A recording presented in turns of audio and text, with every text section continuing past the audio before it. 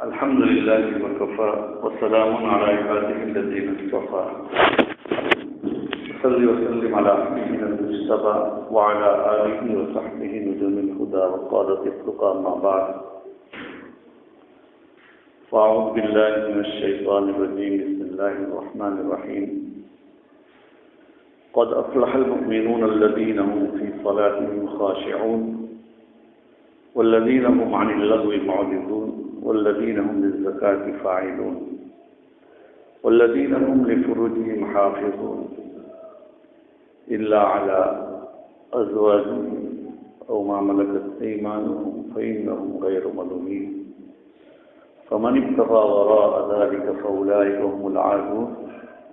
والذين هم بأماناتهم وعهدهم راعون والذين هم على صلاتهم يحافظون أولئك هم الوارثون صدق اللہ مولانا العظیم۔ بزرگان محترم، کئی ہفتوں سے قرآن پاک کی ان آیات کے سلسلے کی تفسیر آپ کے سامنے پیش ہو رہی ہے۔ اس میں بتایا گیا ہے کہ کامیاب مومن کون ہے اور ان کے اوصاف جو بتلائے گئے ہیں، ان اوصاف کے کیا کیا صحابہ کی زندگی میں، ہماری زندگی کے اور بعد کے جو واقعات ہیں، اور کس طرح اس کو امت کے سامنے پیش کیا جائے اور مومن کامیاب ہو جائے گا تو کہاں کی کامیابی ہوگی۔ تو شروع میں کئی بار بتلایا گیا فلاح سے مراد دنیا اور آخرت کی کامیابی، لیکن ان آیات کے اندر اخیر میں جو کہہ دیا ہے کون سی کامیابی؟ مومن کا حقیقی نشیمن تو جنت ہے۔ دنیا ایک عارضی طور پر دنیا میں انسان آیا ہے اور چلا جائے گا، تو قرآن پاک میں یہی کہہ دیا کہ ان اوصاف کا اگر حامل ہے تو وہ کس کا وارث ہوگا؟ جنت کا وارث ہوگا۔ بات چل رہی تھی امانت اور عہد و پیمان کی، والذین هم لاماناتهم وعهدهم راعون، تو اس کے سلسلے میں تھوڑی بہت بات باقی تھی اور آگے میں پھر اس کے بعد چلیں گے انشاءاللہ، اور کوشش یہ ہوگی کہ اس جمعہ کو یا آئندہ جمعہ کو یہ مضمون پورا ہو جائے۔ دیکھیے،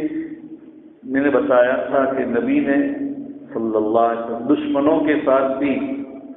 عہد و پیمان اور وعدہ کیسے پورا کیا، اور اس کے اندر میں نے یہی بتایا کہ صرف نبی نے نہیں، نبی کے ماننے والوں نے بھی ایسے عہد و پیمان پورے کیے۔ دور صحابہ میں بھی یہ بات پائی گئی، بعد میں بھی یہ بات پائی گئی کہ وعدے کو، عہد و پیمان کو نبھایا گیا ہے۔ اسی لیے عہد و پیمان کا ایک واقعہ دور صحابہ میں اللہ کے رسول کی وصال کے بعد ملتا ہے۔ سیدنا معاویہ رضی اللہ تعالیٰ عنہ اور روم کے بادشاہ کے درمیان میں ایک معاہدہ ہوا کہ ہم مثلا 1 سال تک نہ ایک دوسرے پر حملہ کریں گے، نہ 1 سال تک، مثلا اتنی مدت کی ہو تو تاریخ میں ہوگی، ایک مدت کے لیے طے ہوا کہ ہم ایک دوسرے کے خلاف نہ لڑیں گے، نہ ماریں گے، نہ مریں گے، ہماری سرحد محفوظ ہے۔ سیدنا معاویہ رضی اللہ تعالیٰ عنہ کی وہ جو رومیوں کے ساتھ مدت پوری ہونے آئی، اس سے پہلے حضرت معاویہ نے یہ کیا کہ اپنے لشکر کو رومیوں کے سرحدی کنارے کے اوپر کھڑا کر دیا۔ سرحدی کناروں کے اوپر کیا کر دیا؟ دھیرے دھیرے بڑھایا، نظر بھی نہ آوے اس طرح، اور جیسے ہی مدت پوری ہوئی ایسے ان کے اوپر حملہ کر دیا۔ رومی لوگ غافل تھے، اور غافل ہونے کے بعد ہوا یہ کہ مسلمانوں نے حضرت معاویہ کے لشکر نے ان کے علاقے فتح کر لیے، اور وہ لوگ غفلت میں سے اس سے ہارے ہوئے تھے۔ اس وقت میں ایک صحابی رسول حضرت عمرو بن عبسہ کو یہ واقعہ معلوم ہوا۔ روایت میں آتا ہے، ابو داؤد شریف کی روایت ہے کہ کان بین معاویہ و بین الروم عہد وکان یسیر نحو بلادہم حتی اذا انقضى العہد غزاهم فجاء رجل على فرس او بالغون وهو يقول اللہ اکبر اللہ اکبر۔ ایک صحابی آئے گھوڑے پر سوار ہو کر اور دور سے آواز لگا رہے ہیں، ارے اللہ اکبر اللہ اکبر، کیا کر رہے ہو تم؟ وفاء لا قسم، ارے وعدہ پورا کرنا چاہیے، اس طریقے سے دھوکہ نہ کرنا چاہیے۔ گھوڑے پر آ رہے ہیں، دیکھا پیچھے کون آ رہے ہیں، بڑے میاں فیدا عمرو بن عبسہ تھا۔ عمرو بن عبسہ جو صحابی رسول تھے وہ آئے اور انہوں نے آ کر کہا، حضرت معاویہ کو ملے وہ۔ حضرت معاویہ نے کہا کہ کیا بات ہے، آپ کیوں اس طریقے سے کہہ رہے ہیں اللہ اکبر اللہ اکبر وفاء لا قدر، کیا بات ہے؟ تو حضرت عمرو بن عبسہ رضی اللہ تعالیٰ عنہ نے فرمایا، سمعت رسول اللہ صلی اللہ علیہ وسلم یقول من کان بینہ وبین قوم عہد فلا یشد عقدة ولا یحلها حتی ینقضی امدها او یمضی الیہم علی سواء۔ کہ نبی اکرم صلی اللہ علیہ وسلم نے یہ فرمایا ہے کہ جس کا کسی کے ساتھ عہد و پیمان ہو تو وہ عہد و پیمان کے خلاف ورزی نہ کرے، نہ ان کے خلاف اس مدت کے اندر، نہ ان کے خلاف اس مدت کے اندر کوئی حملہ کرے، نہ ان کے خلاف حملہ کرنے کی تیاری کرے، کچھ بھی نہ کرے، لا یشدن، نہ ہو تیاری بھی نہ کرے، اللہ یہ کہ تمہیں کرنا ہی کرنا ہے تو ان کو خبر دے دو کہ اب ہمارا تمہارے درمیان کوئی عہد و پیمان نہیں، تب تو ٹھیک ہے، ورنہ اس طریقے سے تم حملہ کرو، یہ تو نبی کی تعلیمات کے خلاف۔ روایت میں آتا ہے کہ حضرت معاویہ نے جتنے بھی علاقے فتح کیے تھے چھوڑ کر واپس آ گئے کہ ٹھیک ہے ہم تسلیم کرتے ہیں نبی کے اس حکم کو۔ تو دیکھیے نبی کے ماننے والے بھی عہد و پیمان پورے کرتے ہیں۔ اس لیے بھائی عہد و پیمان کی بڑی پابندی کرنی چاہیے۔ میرے صلح حدیبیہ کے موقع پر کیا واقعہ ہوا تھا؟ صلح حدیبیہ کے موقع پر اللہ کے رسول صلی اللہ علیہ وسلم نے، چونکہ نبی اکرم صلی اللہ علیہ وسلم اور صحابہ کرام جو مہاجرین تھے وہ مکہ مکرمہ، جو مکہ دنیا میں سب سے افضل جگہ ہے، سب سے افضل جگہ مکہ مکرمہ ہے، حرم پاک ہے، اس زمین کو چھوڑ کر وطن سے بے وطن ہو گئے تھے اور چلے گئے۔ تو ظاہری بات ہے کہ ان کے دلوں میں، ان کی گٹی میں اس کی مکے کی محبت تھی، اور قرآن کہتا ہے ان اول بیت وضع للناس، دنیا میں سب سے پہلے جو جگہ بنائی گئی اللہ کا گھر وہ یہ مکہ ہے، جو دنیا کا کعبہ ہے۔ اس لیے ایک موقع پر اللہ کے رسول نے خواب دیکھا کہ میں مکہ مکرمہ جا رہا ہوں اور وہاں کا ہم عمرہ کر رہے ہیں۔ مکہ مکرمہ جا رہے صحابہ کو خوشخبری دی، چونکہ مکے چھوڑ کر مکے ہجرت کر کے چلے گئے تھے اور تقریباً 6-7 سال ہو چکے تھے۔ اللہ کے رسول صلی اللہ علیہ وسلم نے ارادہ کر لیا کہ چلو چلیں عمرے کے لیے۔ اعلان کیا، 1400 جانثار صحابہ کے ساتھ پہنچے۔ مشرکین مکہ کو معلوم ہو گیا، انہوں نے بھی طے کر دیا کہ ہم ان کو نہیں داخل ہونے دیں گے، ہم انہیں طواف بھی نہیں کرنے دیں گے، داخل نہیں ہونے دیں گے۔ اور ان کے جاسوس وغیرہ آئے۔ ایسے موقع پر، یہ بہت لمبا واقعہ ہے، لیکن اس موقع پر اللہ کے رسول صلی اللہ علیہ وسلم کو جب معلوم ہوا کہ یہ لوگ مقابلے کے لیے تیار ہیں، اللہ کے رسول نے پیغام بھیجا کہ بھئی ہم تو کوئی لڑنے کے لیے نہیں آئے، ہم تو کعبۃ اللہ کی زیارت کے لیے آئے ہیں، طواف کے لیے آئے ہیں، عمرے کے لیے آئے ہیں، ہمارا کوئی تمہارے ساتھ کوئی جھگڑا نہیں، اور اگر تم چاہو تو ہم تمہارے ساتھ صلح بھی کر سکتے ہیں ایک مدت کے لیے، تاکہ تمہیں بھی جنگوں نے کیا ہرا دیا ہے، تم بھی تھکے ہارے ہو اور اطمینان کے سے تم بھی ساتھ لے سکو وغیرہ وغیرہ۔ یہ بات ہے کہل بھائی۔ ان لوگوں میں بھی سمجھدار لوگ تھے تو بہت سے لوگ باری باری، اچھا اللہ کے رسول چلے ہیں سارے راستے میں، ان کی بھی جاسوسی ہو رہی ہے، اللہ کے رسول بھی خبر نکال رہے ہیں اور مشرکین کی طرف سے بھی جاسوسی ہو رہی ہے کہ کیا کام پہنچے، تو انہوں نے حضرت خالد بن ولید کو بھیجا جو ابھی مسلمان نہیں ہوئے تھے۔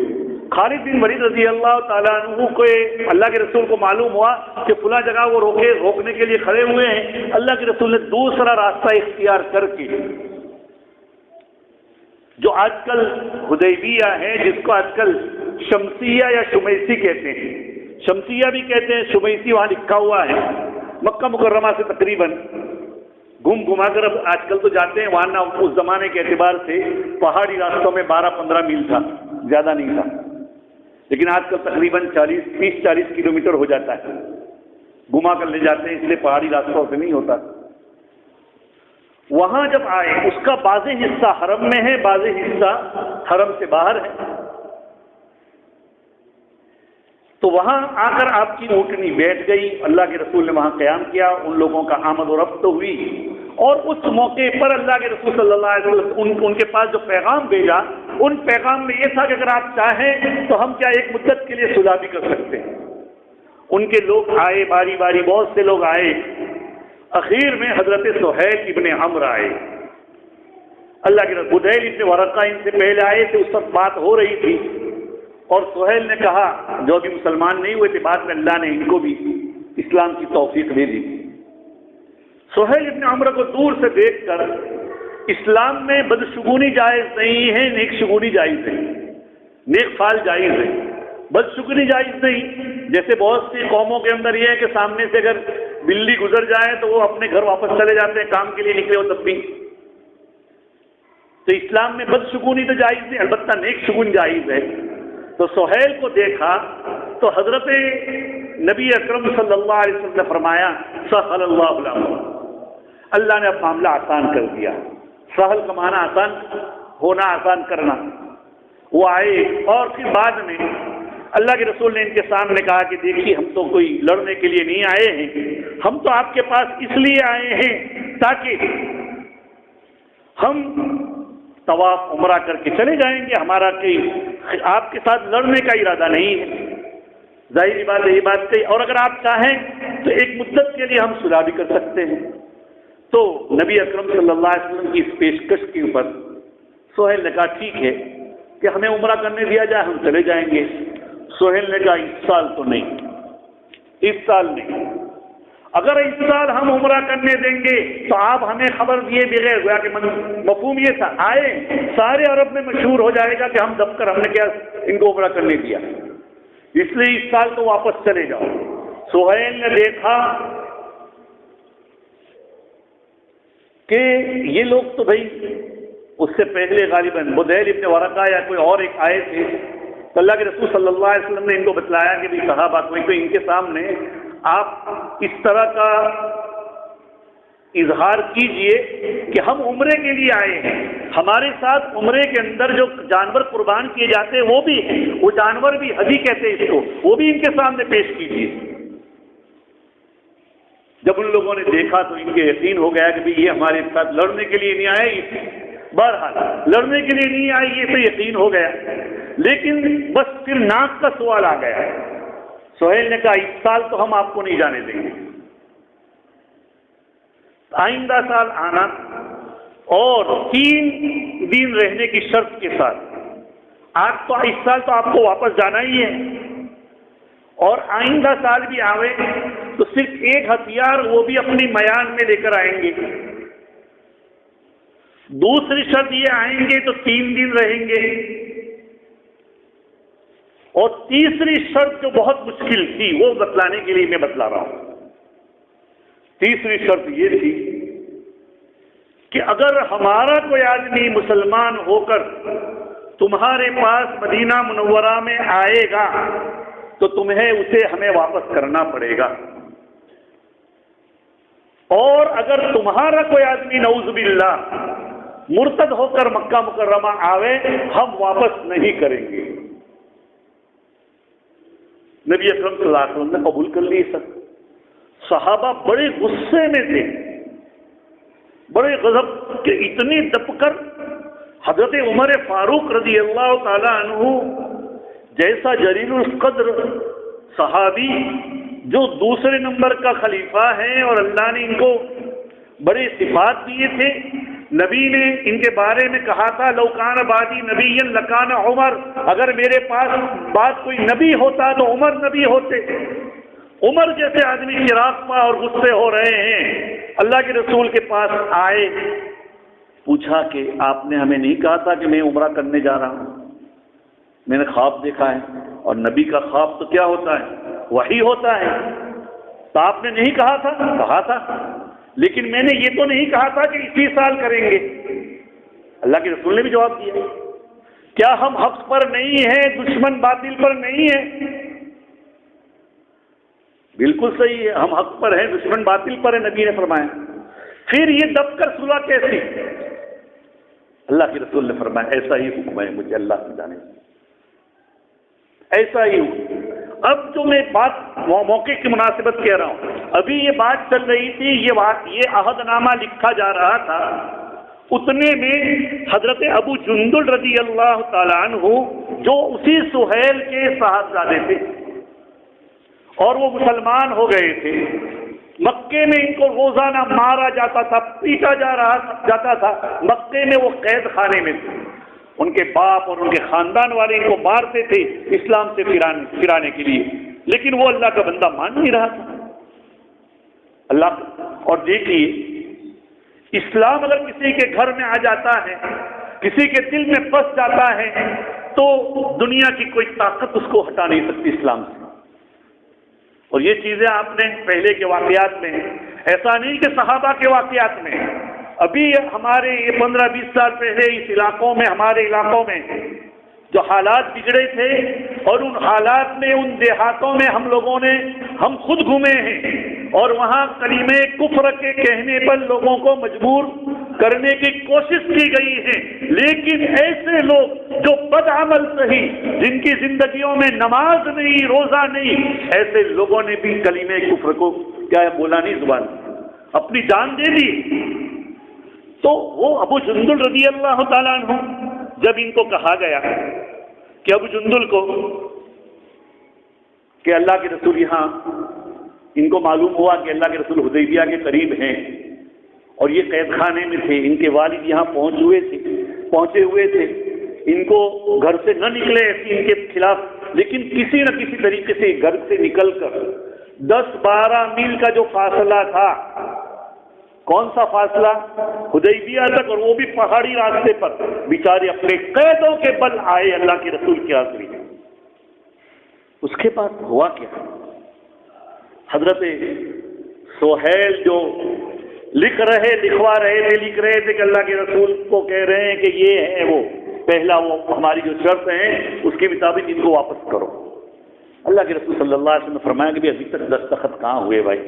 چھوڑ دو ان کو بعد میں، اگر یہ ہے تو ٹھیک ہے، ورنہ ہمارے اور تمہارے درمیان کوئی صلح نہیں۔ صحابہ دیکھ رہے ہیں 1400 کا مجموعہ ہے، اور پورا کا پورا مجمع دیکھ رہے ہیں کہ ابو جندل کیا بیڑیوں کے بل آئے ہوئے ہیں، ساکڑوں کے بل آئے ہوئے ہیں، رو رہے ہیں، اے اللہ کے رسول میرا یہ حال ہے کہ مجھے صبح و شام مارا جا رہا ہے، مجھے قید کیا گیا ہے، اے اللہ کے رسول یہ حال ہے، اور آپ یہ مانگ رہے ہیں تو آپ دینے کے لیے آپ سے بات کر رہے ہیں۔ اللہ کے رسول نے سہیل سے کہا یار چھوڑ دو ان کے ساتھ جو بزیل ابن ورقہ نے کہا ہے ٹھیک ہے، سہیل نے کہا نہیں، اگر یہ ہے تو ٹھیک، ورنہ ہماری کوئی صلح نہیں۔ اللہ کے رسول نے حضرت ابو جندل کو واپس کیا۔ وہ ابو جندل کہہ رہے ہیں لوگوں مسلمانوں کو خطاب کر کے کہ مجھے اللہ کے باب میں اللہ کے لیے روزانہ مارا جا رہا ہے، پیٹا جا رہا ہے، تم مجھے واپس کر رہے ہیں۔ اللہ کے رسول صلی اللہ علیہ وسلم نے کہا صبر کرو، اللہ راستہ نکالے گا۔ وہ گئے، صحابہ تیار نہیں ہیں کچھ کرنے کے لیے، حالت اللہ کے رسول نے کہا کہ میں وعدہ کر چکا ہوں، اگر سے وہ لکھا نہیں گیا، نبی نے وہ وعدہ پورا کیا۔ یہ وعدہ پورا کرنے کی بات ہے۔ سہیل گئے اور اس کے بعد وہ تاریخی واقعہ ہے، ان کو جو بھی ہوا اللہ نے ان کے باپ کو بعد میں اسلام کی توفیق دے دی، لیکن جب مدینہ منورہ گئے، اب میں یہ واقعہ پورا کر لوں تاکہ صلح حدیبیہ کا کیا واقعہ ہوا تھا وہ بھی بتا دوں کہ ہوا یہ واقعہ کہ مدینہ منورہ وہ جو گئے اور ایک اور صحابی مکہ مکرمہ سے ہجرت کر کے مدینہ منورہ پہنچ گئے۔ مشرکین مکہ نے 2 آدمیوں کو بھیجا ان کو لینے کے لیے، اللہ کے رسول صلی اللہ علیہ وسلم نے دے دی کہ دو لے جاؤ لے جاؤ ان کو۔ لے جا رہے تھے وہ دونوں کے دونوں جو مسلمان آ گئے، تو نبی اکرم صلی اللہ علیہ وسلم کے اس صحابی کو جو ہجرت کر کے آئے تھے، راستے میں ایک جگہ کے اوپر قیام کیا ان لوگوں نے، تو اللہ کے رسول صلی اللہ علیہ وسلم کے اس صحابی نے، اللہ نے دیکھو اللہ جب دین دیتا ہے تو سمجھ بھی دے دیتا ہے، اللہ کے رسول صلی اللہ علیہ وسلم کے اس صحابی نے کہا ارے تم دونوں آدمی ماشاءاللہ بڑے بہادر ہیں اور تمہارے پاس جو تلوار ہے بہت شاندار ہے، عمدہ ہے، ذرا مجھے بتاؤ تو صحیح۔ اب وہ آدمی ذرا پانی میں کیا ہے، اس کو جو پانی چڑھایا ہے تو وہ پھل گیا، اس نے کہا لو یہ میری تلوار ہے، اس نے کہا دیکھ سکتا ہوں کھول کر، میان سے کہاں دیکھ سکتا ہے۔ اس صحابی نے، مجھے سب یاد نہیں، غالباً ابو بصیر نام ہے ان کا، ابو بصیر نے تلوار ہاتھ میں کھینچی اور جو 2 تھے ان میں سے ایک کو مار دیا، پوری گردن اڑا دی۔ اب کیوں مارا اور کیوں نہیں، یہ تو بھائی ان کی جان و مال کے وہ دشمن تھے اس لیے مارا تھا، بھائی کوئی عہد و پیمان تو نہیں تھا۔ بہرحال وہ جو دوسرے تھے وہ دوڑتے ہوئے مدینہ گئے، یہ صحابی ان کے پیچھے ہاتھ میں تلوار سونپی ہوئی، وہ مدینہ منورہ سے باہر کا ہی واقعہ ہوا ہوگا۔ اللہ کے رسول صلی اللہ علیہ وسلم نے وہ آ رہے تھے، کہتے کہ اللہ کے رسول نے دیکھ لیا اس مشرک کو، اللہ کے رسول نے فرمایا کہ یہ تو کچھ ڈرا ہوا لگ رہے ہیں۔ حضرت ابو بصیر آئے، ابو بصیر کو کہا، اللہ کے رسول نے کہا ارے تم تو لڑائی بھڑکانے والے آدمی ہو، مسعد حرب، تم نے یہ کیا کر دیا؟ اس آدمی نے آ کر فوراً کہا اللہ کے رسول کو کہ ہمارا ایک آدمی تو مارا گیا اور اب میری باری آ رہی ہے۔ نبی اکرم صلی اللہ علیہ وسلم نے حضرت ابو بصیر کو ڈانٹا، اور ظاہری بات ہے کہ بھئی وعدہ خلافی نہ کرنا چاہیے۔ بہرحال حضرت ابو بصیر نے اللہ کے رسول سے کہا کہ اللہ کے رسول آپ نے اپنا وعدہ پورا کر دیا کہ آپ نے کہا تھا کہ جو آئے گا ہجرت کر کے مکہ سے، ان لوگوں نے شرط تو تم واپس کرو گے، آپ نے واپس کر دیا، اب کیا بات ہے؟ اب تو مجھے اللہ کے رسول نے کہا نہیں جانا ہوگا، وہ سمجھ گئے ابو بصیر کہ اب تو جانا ہی پڑے گا، وہ بھاگے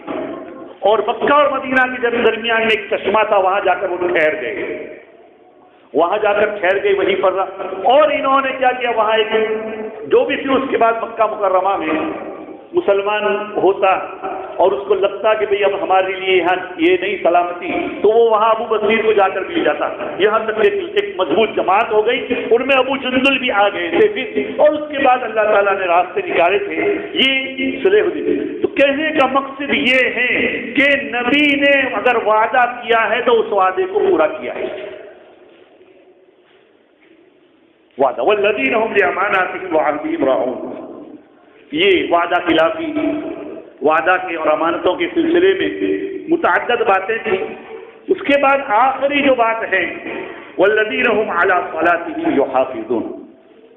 اس سے پہلے 5 صفات آئے ہیں کہ جو سب سے پہلی جو صفت تھی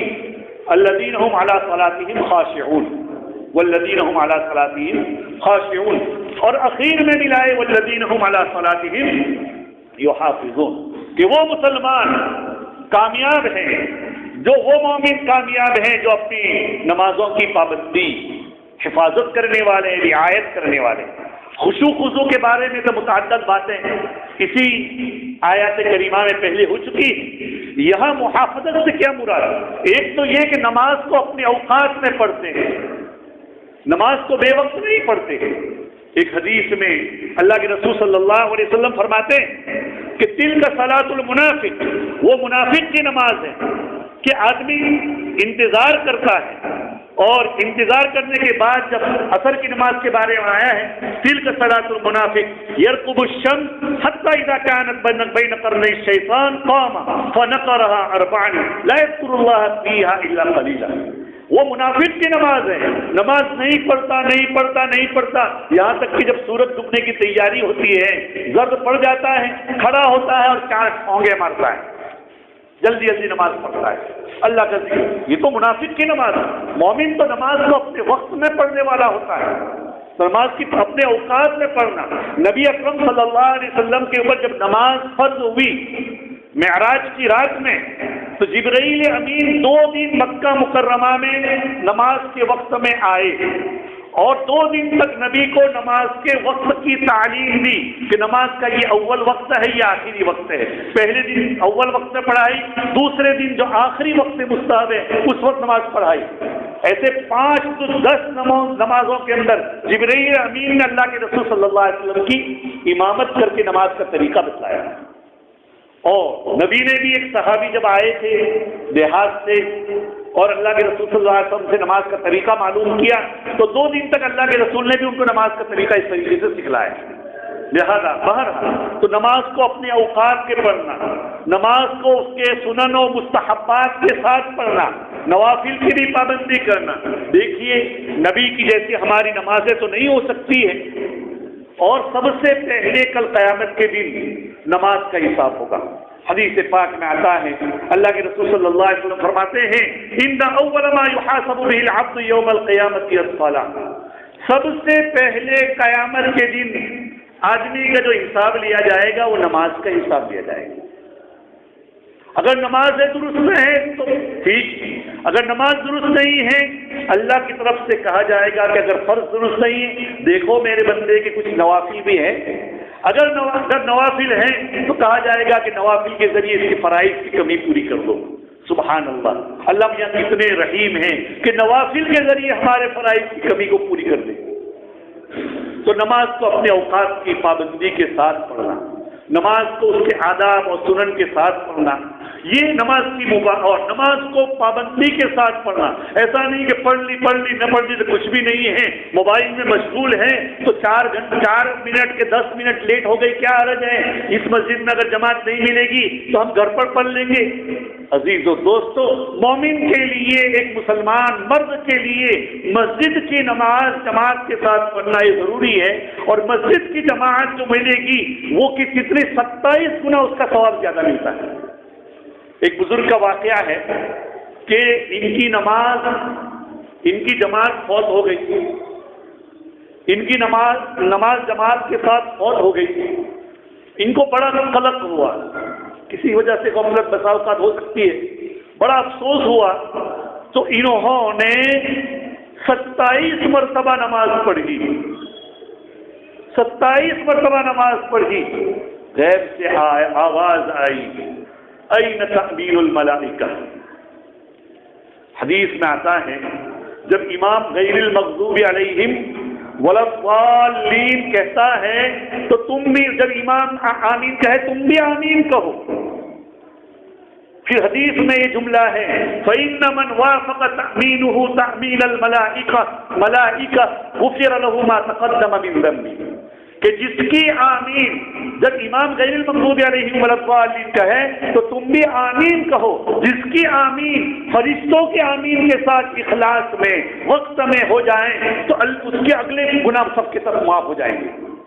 تو غیب سے اس بزرگ کی آواز آئی کہ این تأمین الملائکہ، کہ وہ ملائکہ کی، فرشتوں کی جو آمین ہے وہ کہاں گئی؟ تم نے 27 مرتبہ تو پڑھ لی۔ چلو یہ بھی تو ٹھیک ہے کہ اللہ نے ان کو تسلی دی کہ ٹھیک ہے، لیکن وہ تو عزیز و دوستو نماز کی پابندی یہ، اگر ان 7 اوصاف کے اوپر اگر کوئی پابندی کرتا ہے، چونکہ بہت سی باتیں اس سلسلے میں الحمدللہ ہو چکی ہے، اگر ان 7 باتوں کی جیسے اس کے شروع میں آیا کہ نماز کو خشوع و خضوع کے ساتھ پڑھتے ہیں، جو لغویات سے اعراض کرتے ہیں، اور لغو سے مراد کیا؟ بےہودہ کام نہیں کرتے، بےہودہ افعال نہیں کرتے، اس کی بہت ساری۔ اس کے بعد جو لوگ زکوٰۃ ادا کرنے والے ہیں، اور زکوٰۃ ادا کرنے میں زکوٰۃ کے بھی 2 معنی میں نے بتائے تھے، ایک تو زکوٰۃ المال بتلایا تھا، ایک تزکیہ نفس یعنی زکوٰۃ البدن بھی بتلایا تھا، اور اس کے بعد کی جو اپنی شرمگاہوں کی حفاظت کرتے ہیں، اور اس کے بعد امانت اور عہد و پیمان کے بارے میں باتیں ہوئی تھی اور یہ آخری وقت تھا کہ اپنی نمازوں کی جو پابند، اگر یہ چیزیں ساتھ و ساتھ اوصاف پائے گئے تو وہ مومنین کامیاب ہیں، اور کامیابی سے مراد دنیا کی تو کامیابی ہے ہی، لیکن کیا آگے کہتے ہیں قرآن، والذین هم علی صلاتهم یحافظون اولئک هم الوارثون، یہی سچے وارث ہیں۔ کس چیز کے وارث؟ الذین یرثون الفردوس هم فیہا خالدون، جو لوگ فردوس کے جنت الفردوس کے وارث ہوں گے۔ اس کے وارث اگر بننا ہے ان اوصاف کو اپنی زندگی میں اتارنا پڑے گا۔ عزیز و دوستو، اس سلسلے میں دیکھو باتیں تو بہت سننے ملتی ہے، بہت سی باتیں کی جا سکتی ہے، لیکن اپنی زندگی کے اندر ہم کیسے اللہ کے رسول کے وارث بن کر جنت الفردوس کے وارث بنے، اس کی کوشش کی جائے، اور جو قرآن و سنت کی رہنمائی ہے ان رہنمائی کے مطابق اپنی زندگیوں کو کیا اتارے۔ ظاہری بات ہے اس کے مطابق اپنی زندگیوں کو اگر بنانا ہے تو اس کے بنانے کے لیے ہر آدمی تو مدرسے میں جا نہیں سکتا، ہر آدمی تو کیا ہے وقت نہیں نکال سکتا کہ میں روزانہ صبح میں کیا کسی کے یہاں 2 گھنٹے پڑھنے جاؤں یا دے جاؤں، لیکن اس کے لیے ہمارے بزرگوں نے ایک طریقہ اختیار کیا ہے۔ ہمارے بزرگوں نے کہا ہے کہ اللہ کے راستے میں نکلو، زندگی میں 1 مرتبہ 4 مہینے اور کم سے کم، اور پھر اس کے بعد سال کا چلہ اللہ کے راستے میں نکلو، اور یہ نکلنے کے ذریعے کیا ہوگا، اس میں یہی باتیں ہوتی ہے، اس میں کوئی ایسی باتیں نہیں سکھلائی جاتی ہے، اس میں یہ ہوتا ہے کہ میرے نبی کا دین میری زندگیوں میں اور امت کی زندگیوں میں کیسے آ جائے یہ سکھائے گا، اس کے اندر کوئی اور ایسی بات نہیں ہوتی۔ عزیز و دوستو، اگر کسی کوئی حکومت یہ کہے کہ فلاں جماعت ایسی ہے فلاں جماعت ایسی ہے، تو کسی حکومت کو یہ فیصلہ کرنے کا نہ حق ہے نہ حق رہے گا۔ اسلام کا کوئی وارث نہیں ہے، اسلام کی کسی نے کیا ہے جاگیر نہیں لے رکھی ہے، اسلام کی جاگیر مسلمانوں کے ہاتھ میں ہے، دینداروں کے ہاتھ میں ہے، ہر ایک اپنے دین اپنی زندگی کیسے گزارنا ہے اللہ اور اللہ کے رسول کے طریقے کے مطابق، یہ طریقے ہمارے دین کے بتلائے جاتے ہیں، ان طریقوں کے اندر چلنا ہے۔ کسی کو بھی ہمارے بارے میں دنیا کسی کو کچھ بھی کہے، اس سے ہم نہ ایسے ہیں نہ ایسے تھے نہ ایسے ہوں گے، یہ تو ہم کہتے ہیں، لیکن ہم ہر ایک کا دماغ صاف نہیں کرتے۔ اپنی زندگی کو محمد الرسول اللہ کے طریقے پر ڈالیں، اور کس طرح ڈالا جائے، اور اس کے لیے ہم روزانہ صبح میں تو کیا مدرسے میں جا نہیں سکتے، اس کے لیے اللہ کے راستے میں نکلے۔ روزانہ کی جو 2.5 گھنٹے کی ترتیب ہے، اس کے اندر بھائی دین کی باتیں ہوتی ہے، تعلیم ہوتی ہے ہماری، اس میں شریک ہو،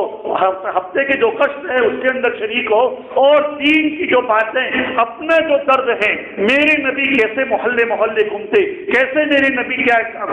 تعلیم ہوئے، تو یہی باتیں یہ ہمارے اللہ والے اور یہ ہمارے اللہ کے راستے میں نکلے ہوئے لوگ محلے جا کر لوگوں کی داڑھیوں کو پکڑ کر ان کی کیا خوشامدد کر مسجدیں لاتے ہیں، یہ لانے کی ہم بھی کوشش کریں اور اپنی زندگیوں میں اتاریں گے تو انشاءاللہ ثم انشاءاللہ ہم حقیقی جنت کے وارث بن جائیں گے۔ اللہ تعالی ہمیں اس کے اوپر عمل کرنے کی توفیق نصیب فرمائے۔ وآخر دعوانا الحمدللہ رب العالمین۔